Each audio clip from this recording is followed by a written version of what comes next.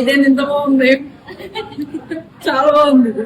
ఏ item తిని ఇలాంటి reaction ఇచ్చా అనుకుంటున్నారా? వీడియో ఎండ్ వరకు చూడండి, అది మీకే తెలుస్తుంది. అసలు ఈ చికెన్ కీమా దోశలో చూడండి ఎంత చికెన్ వేసారో. ఒక పీస్ అలా తీసుకొని చికెన్ తో తింటూ ఉంటే చాలా బాగుంది. 120 రూపీస్ కాస్ట్.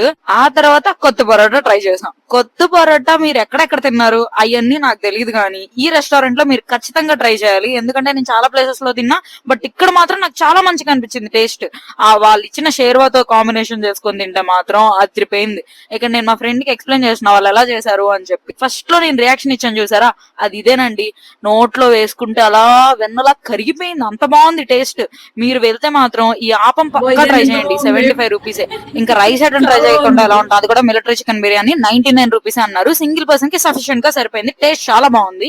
ఇంకా non veg combos, veg combos ఉన్నాయి. మేము నాన్ వెజ్ కాంబో తీసుకున్నాం. అందులో కర్డ్ రైస్ కూడా వచ్చింది. కర్డ్ రైస్ టేస్ట్ చాలా మంచిగా అనిపించింది. నాన్ వెజ్ కాంబో కాస్ట్ వచ్చి 150 రూపీస్. నాకు కంపారిటివ్ అదర్ రెస్టారెంట్స్ లో కాంబోస్ కానీ కొత్త పొరోటా ప్రైస్ గానీ కొంచెం తక్కువ అనిపించింది. మెయిన్ గా ఇక్కడ ఏంటంటే వెజ్ కి నాన్ వెజ్ కి సపరేట్ తవాస్ యూజ్ చేస్తున్నారు. ఇంకా అంబియన్స్ కూడా డీసెంట్ గా అనిపించింది.